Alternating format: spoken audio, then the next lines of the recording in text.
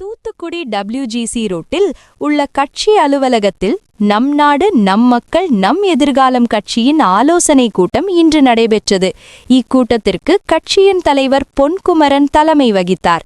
பொதுச் செயலாளர் அருணாதேவி ரமேஷ் பாண்டியன், துணைத் தலைவர் சிவா முத்துக்குமார், செயலாளர்கள் ரத்தினராஜா மற்றும் சுடலைமணி ஆகியோர் முன்னிலை வகித்தனர்.